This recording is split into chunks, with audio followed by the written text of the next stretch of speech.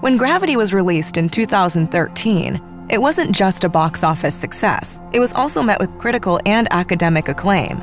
Gravity's style and story were described in terms typically reserved for high art. Film reviewers labeled the space disaster movie genuinely experimental and the world's biggest avant-garde movie. Film scholars were also taken with director Alfonso Cuarón.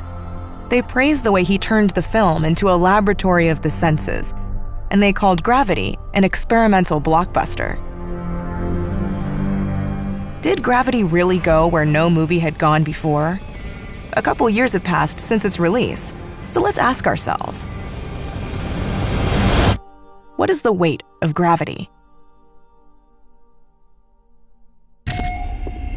Gravity is not heavy on plot, but its bare-bones narrative was singled out for praise, with critics and academics noting how the minimal plot makes way for a movie that focuses on pure bodily sensation. Indeed, the slight storyline recalls the early cinema of attractions, movies that relied more on curiosity and shock value than on narrative. Gravity's skeletal story takes us back to the origins of cinema in another way as well. In its compact 91-minute runtime, 84 if you exclude the end credits, Cuarón basically stages the same spectacular set piece 3 times. Space debris destroys a space shuttle, then a space station, then another space station. This evokes early cinematic experience, when traveling bioscope shows were often hosted on fairgrounds. Gravity is a modern-day version of that entertainment, a digital amusement park ride, a carousel where you get 3 goes for 1 ticket. It is cinema of a singular attraction. Remarkable, certainly, but hardly revolutionary. Gotta admit one thing.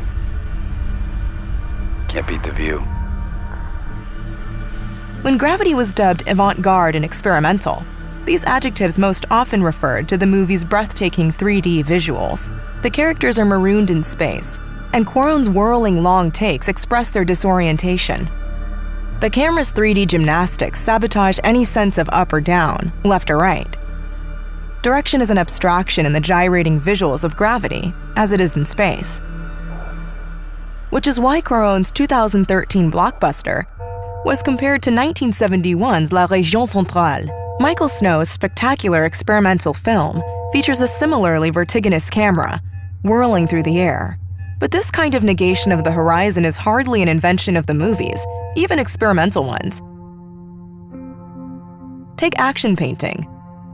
I usually paint on the floor. This way I can walk around it, work from all 4 sides, and be in the painting. There is no beginning and no end. Jackson Pollock's paintings presage Snow and Cuarón's movies. These canvases and screens can be approached from all sides. They have freed themselves from the horizon and the horizontal.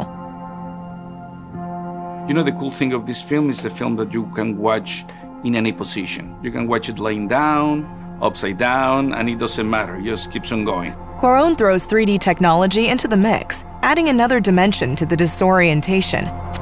But he wasn't the first to use this dizzying potential of 3D. When Werner Herzog made his documentary on the Chauvet cave paintings, the German auteur had a similar bit of fun with this new toy, the 3D camera. Ironically, the effect of Cuarón's high-tech 3D imagery recalls the humble camera obscura, that black box that mirrors reality and turns it upside down. Again, this is Gravity bringing cinema back to its roots, its photographic roots in this case. Fascinating, absolutely, but hardly innovative. The movie's marketing stressed another groundbreaking aspect, its technical mastery and superior effects work. Previous space epics were often let down by shoddy special effects. The way light is reflected on costumes and helmets in particular is a giveaway. Gravity found a solution, the light box. We developed a technique where we would move the camera on a robot and we would move the lights around by surrounding the actor with a giant TV screen made into a box. We could move the lights to wherever we wanted them to be and change the color and the texture and all sorts of aspects of the light. The repercussions of its lightbox technology is where the movie's true revolution lies. Gravity blurred the lines between pre-production, production, and post-production.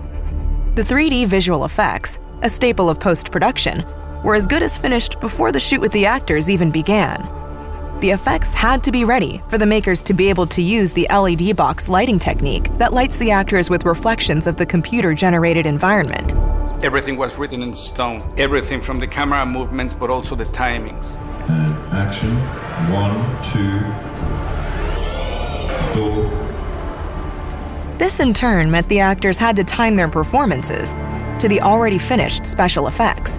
Stand by. Foot. Explosion. Duck. In traditional filmmaking, man is the measure of all things. The physical performance of actresses and actors is the meter of the movie's timeline. Even cutting-edge effects based on motion capture techniques still use a human performance as their guideline. In Gravity, that performance is dictated by computer-generated graphics. Gravity is the first film where the actors are directed by a computer.